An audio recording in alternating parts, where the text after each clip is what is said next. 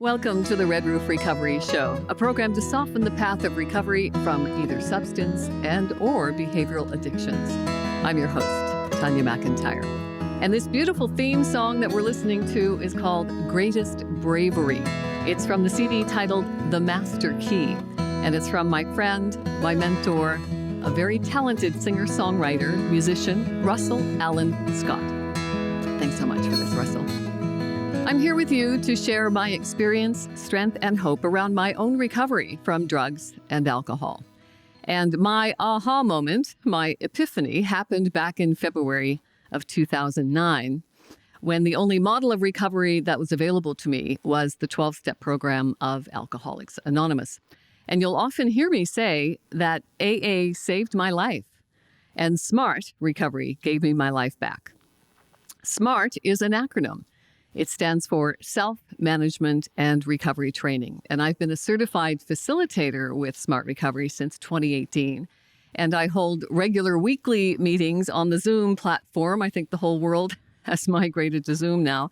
You can access those meeting links at smartrecoverytoronto.com. And Red Roof Recovery, that is founded on the principles of SMART and also on Team CBT. They're both innovative and evidence-based programs that I have been using to abstain from my own addictions for many, many years. SMART is an evidence-based recovery program, and it's based on the techniques of cognitive behavioral therapy, CBT, and also rational emotive behavioral therapy and motivational enhancement therapy. And Team CBT, that is a clinically proven and evidence-based program created by my mentor, Dr. David Burns, who is also the author of this book, Feeling Good, and it's my other Bible. It is the new mood therapy, the clinically proven drug-free treatment for depression. And actually, Dr. Burns has even updated all of his work with another book called Feeling Great. So lots of resources to be found on his website at feelinggood.com. Team CBT uses a detailed format of techniques and tools to reprogram our core beliefs that are contributing to habits, addictions, illnesses, and various brain disorders. And the Smart Recovery Handbook, you will hear me refer to this a lot as well. This is a great resource with all of the tools and techniques that is used in my recovery with Smart Recovery. It is what it is. Oh, how I dislike hearing that statement from somebody. Oh, well, it is what it is. It kind of makes me feel like I'm being dismissed, disregarded, disrespected, distanced, just totally dissed. I don't like it at all. But you know what? The thing about things that we actually label as bad is that they really aren't bad, are they? They just are. For instance, this virus isn't evil. This economic depression isn't malicious. They're just circumstances. They're unfeeling. They're indifferent. They are inhuman events. The impact they have on us humans, however, well, that's not quite so neutral at all. The fact remains, though, that they're just things. They just are. But is that supposed to be a comfort to someone who has just lost someone, especially if you've lost someone to this virus? Or is it supposed to be a comfort to someone who has lost a job to the economic fallout? Absolutely not. No amount of semantics can explain away a death toll or mend a broken heart.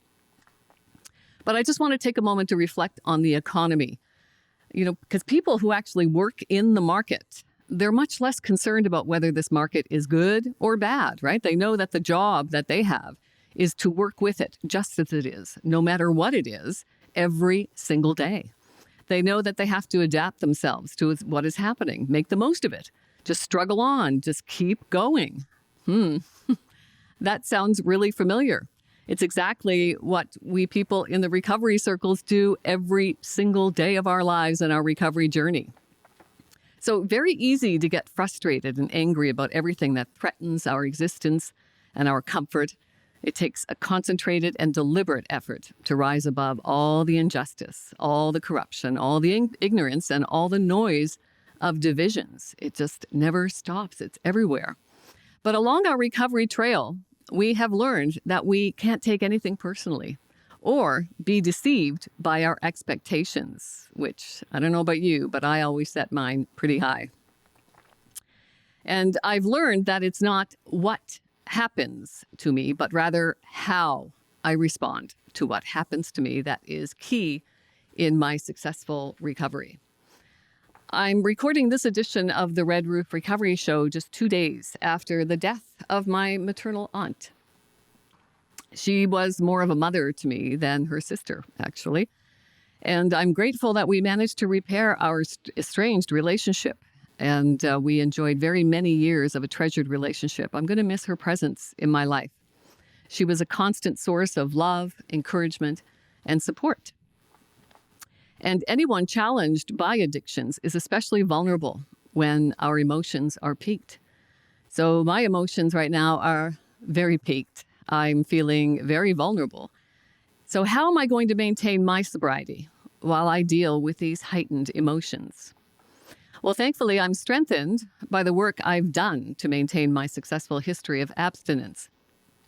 And I have a plethora of tools and techniques from both Team CBT, Feeling Good, Feeling Great from Dr. David Burns, and also SMART, the self-management and recovery training that you will hear me talk about a lot. So, of course, I'm still very emotional about my aunt's death. And my husband suggested today that I should actually talk about that. And I wasn't really sure if I'd be able to get through 30 minutes without being very emotional and perhaps even crying. And I know that nobody wants to watch other people cry for any length of time. So I am going to just soldier on here and get through this 30 minutes with you without crying. Promise. I still think it's important, though, that we talk about emotions and how important it is for us to learn how to manage those emotions. As I said, my recovery journey started back in 2009, and it has not been a linear journey by any stretch of the imagination. I started with a 30-day rehab program in 2009, and that was based on the 12-step program of Alcoholics Anonymous, AA. And you will often say, without AA, I don't think I would be here. That set the foundation of my recovery without question. However, after about 8-9 years going to AA and NA meetings, a lot of my friends were not returning from their relapses. And that gave me pause for thought. Even though that program was working for me, it wasn't working for a lot of my friends. And I was going to too many funerals. And I didn't want to continue going to funerals. So I went looking for an alternative, perhaps a more inclusive secular program that I could offer to my community at the time. So when I went looking for an alternative in the addiction recovery landscape, there were not many things available. And I resonated immediately when I stumbled upon SMART recovery for a few reasons. One is that it's founded in Mentor, Ohio. And I love that because mentorship has been a key component in my own recovery process. And also, I really liked the fact that it was based on cognitive behavioral therapy, which is basically just directing rational analysis inward, just questioning all of our thoughts, right? I call it the committee in my head. It just keeps rotating on a loop and it never shuts up.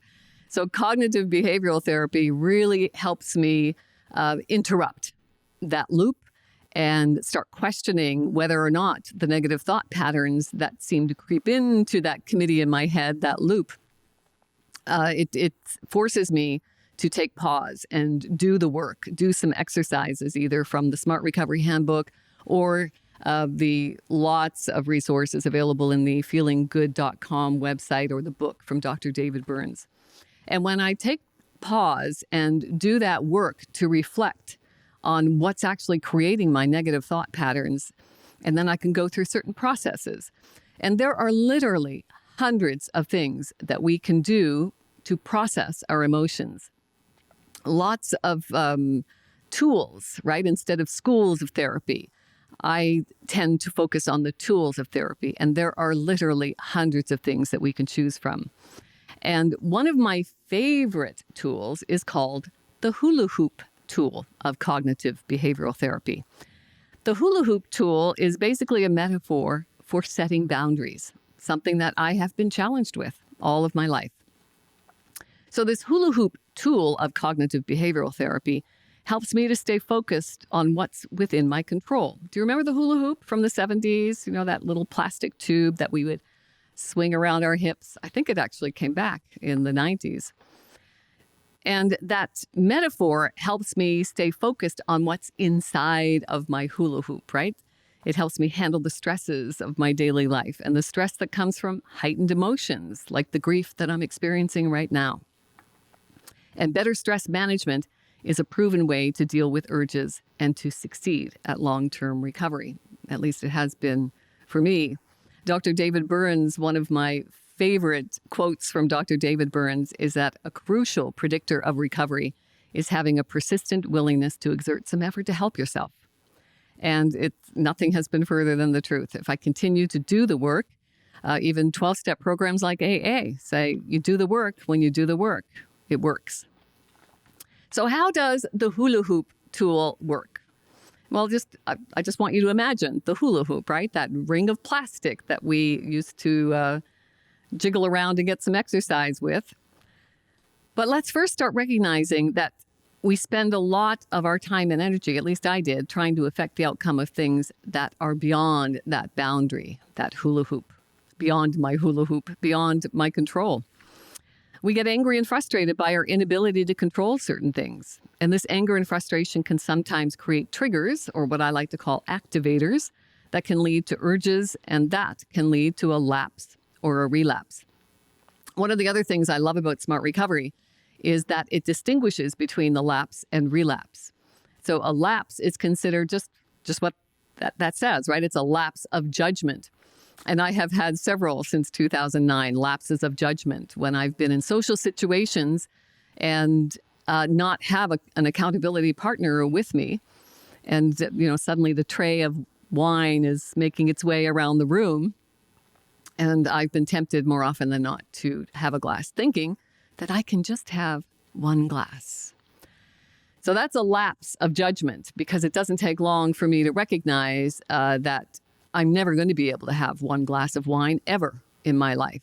This is something that is part of my life, and acceptance has been a key component of my recovery. Stopping that urge to fight this reality of mine that I have a substance use disorder. I am never able to manage myself around substances, alcohol, and drugs. So once that acceptance took me many years to finally learn from the experiences of several lapses, and why I love SMART for distinguishing between a lapse, which is that lapse of judgment where you can think that you can get away with one or two. And then there's a relapse where a lot of my friends fell into that vortex of hopelessness and didn't come back. And the relapse is more than a lapse, is that it lasts more than a day or two or three. It lasts a week or two or three, maybe even 1, 2, 3 years. And many times people don't return from that. And I have every confidence that if I were to ever relapse, I would not return, which is what helps me maintain my sobriety. So now let's get back to that hula hoop technique. Imagine that we have that hula hoop around our own waist all of the time. And now other people have their own hula hoop around their own waist. That's a heck of a lot of hula hoops in the world, isn't it? Everybody's going around with their hula hoop. And all these hula hoops are crashing against each other all day long. And inside our hula hoop is all the things we can control. Our body, our thoughts, our opinions, our values, our dreams, our ambitions, and our actions. Outside the hula hoop, all the things I cannot control. So basically everything, everything else, right? Especially other people, what they're thinking, what they're doing or not doing, it's all beyond my control. And I was amazed to realize how much time I was spending in other people's hula hoops. And I catch myself sometimes still. I'm thinking, am I in my own hula hoop or am I in somebody else's hula hoop? So it's that awareness.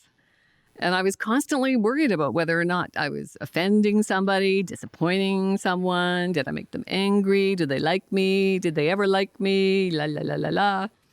I used to spend my days crashing into the hula hoops of other people, overstepping my boundaries, worrying about things that were simply out of my control, getting into other people's business. Things like saying things like, oh, he treats you terribly. You should just leave him. Why are you staying? You need more exercise. Walking is a good form of exercise. They say swimming is good. It's just getting into other people's hula hoops. It's none of my business. Have you found a job yet? It was another thing I found myself saying recently. And then my husband's biggest pet peeve with me is when I continue asking him, are you going to retire? When are you going to retire? I want you to retire sooner than later. When are you going to retire? Right? None of my business, not within my control. And when I finally learned to stay out of other people's hula hoops and remain inside my own hula hoop, I'm much better at managing my own thoughts, feelings, behaviors, and less concerned with other people's thoughts and actions. When I stay focused on my own core values and goals, I can make better progress on things that are important to me. And when I stay out of other people's hula hoops, I actually affirm their right to have their own feelings, make their own decisions, say their own words, think their own thoughts. In other words, I'm respecting them. Now, that's not to say there won't be any disagreements with loved ones or friends or coworkers. And you know what?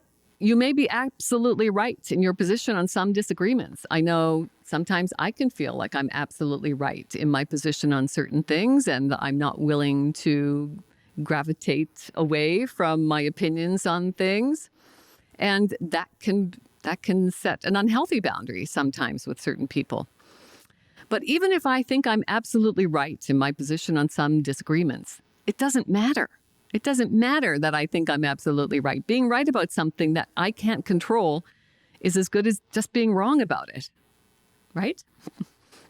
So it's all about the boundaries that we need to draw between our lives and emotional well-being and other lives and others' emotional well-being. So this hula hoop technique reminds me to let go of things I can't control and instead focus on the things I can control. My daily mantra is, what can I do from where I am with what I have right now? And that helps me stay focused on that. So some guidelines for my serenity and peace of mind. I take responsibility for making myself happy.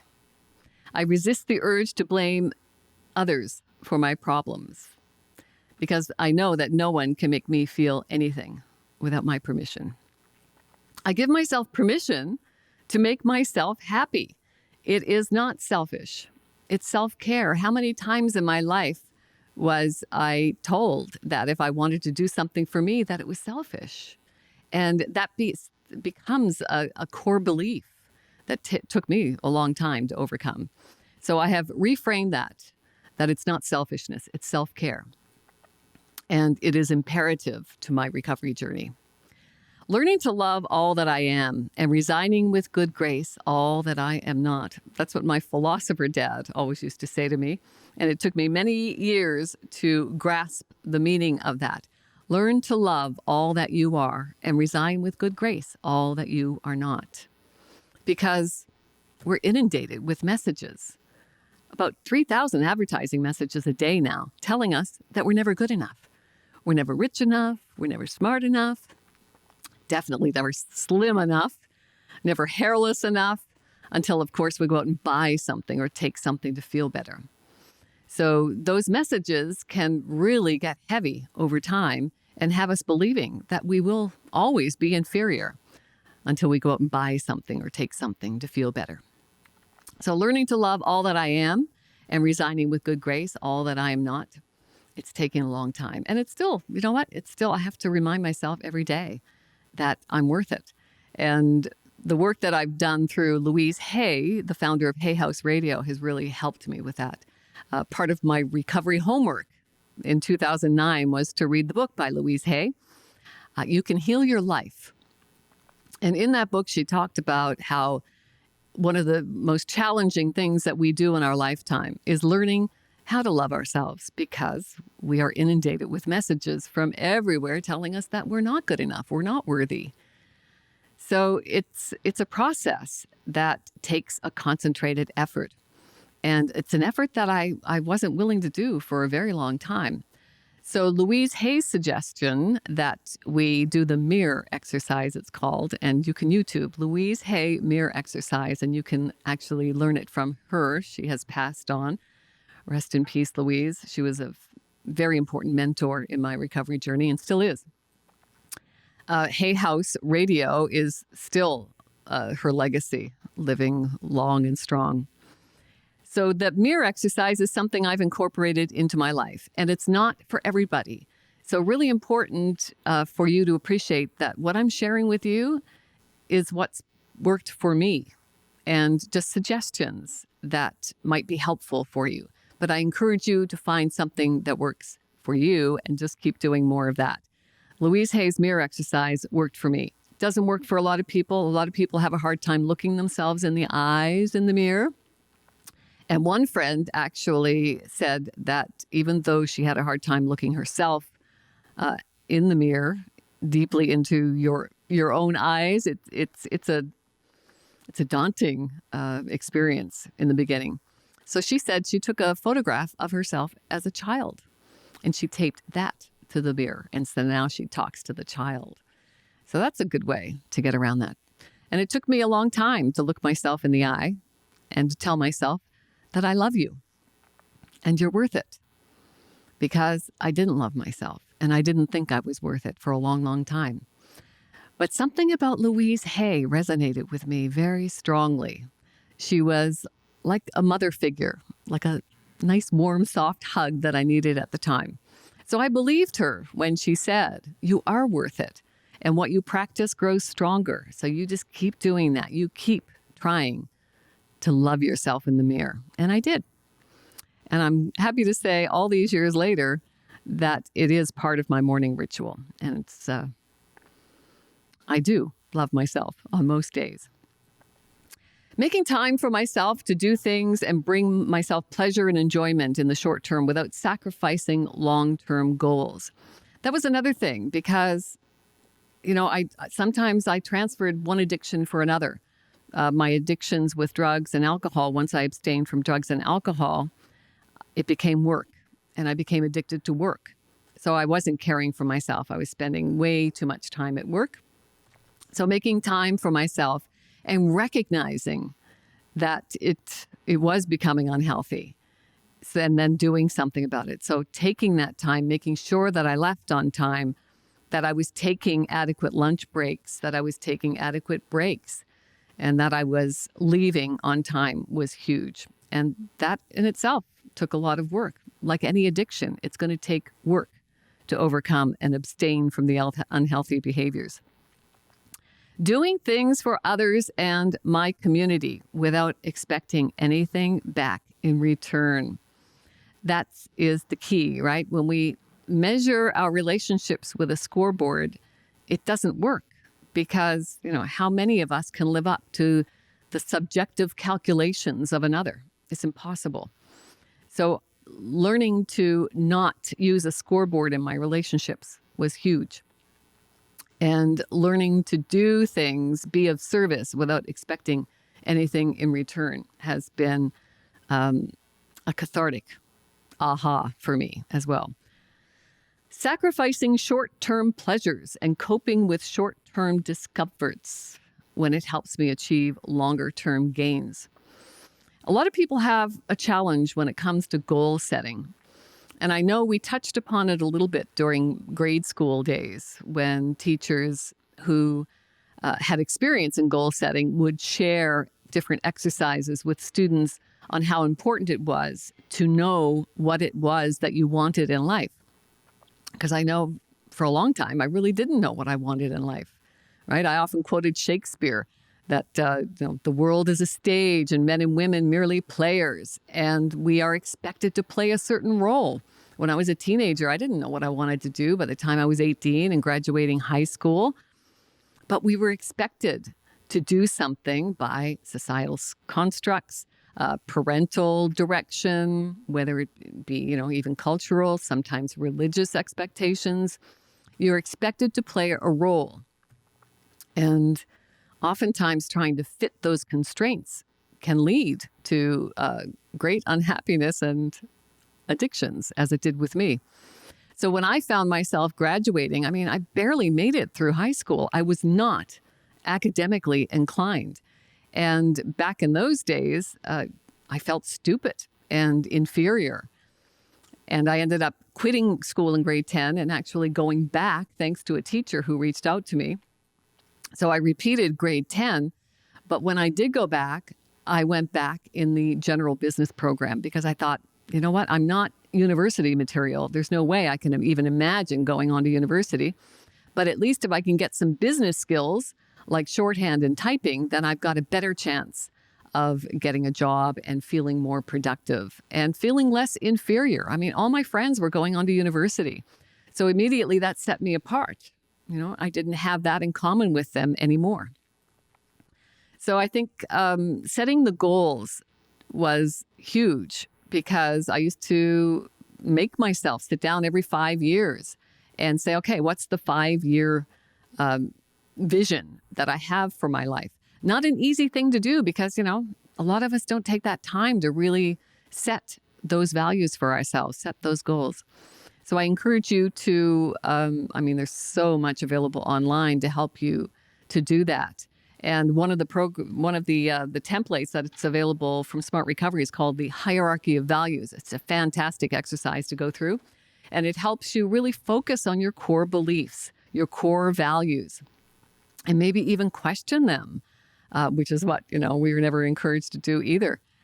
And 3 questions to ask and answer on a daily basis have really helped me stay focused on my goals and values. And that is, what do I want for my future?